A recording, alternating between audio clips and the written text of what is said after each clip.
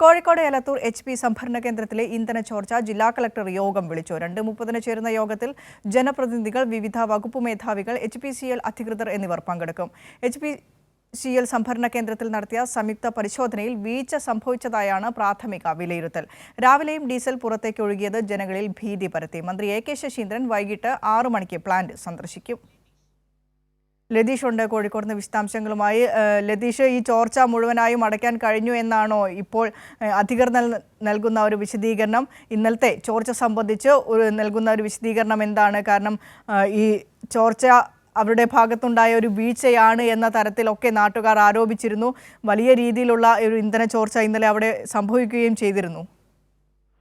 വിനിഷ, പ്രാഥമികമായി നടന്ന സംയുക്ത പരിശോധനയിൽ അത്തരത്തിലൊരു വീഴ്ച HPCL അധികൃതരുടെ ഭാഗത്തുനിന്ന് ഉണ്ടായി എന്ന് തന്നെയാണ് മനസ്സിലാക്കാൻ കഴിയുന്നത്.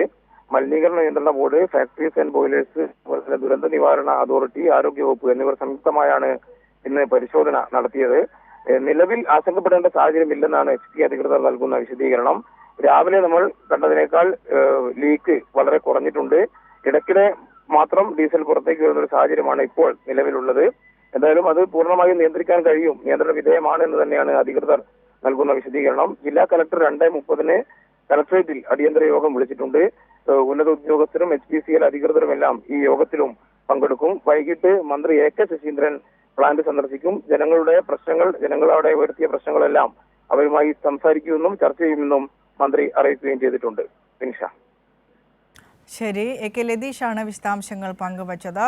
ജില്ലാ കളക്ടർ ഇന്നലെ എലത്തൂരിലുണ്ടായ ഇന്ധന ചോർച്ച സംബന്ധിച്ച് ജില്ലാ കളക്ടർ വിവിധ വകുപ്പ് മേധാവികളുടെയും ജനപ്രതിനിധികളുടെയും HPCL അധികൃതരുടെയും യോഗം വിളിച്ചു ചേർത്തിട്ടുണ്ട്. ഇന്ന് വൈകിട്ട് പ്ലാന്റ്, ഈ സംഭവം നടന്ന സ്ഥലം AK ശശീന്ദ്രൻ മന്ത്രി സന്ദർശിക്കുകയും ചെയ്യും.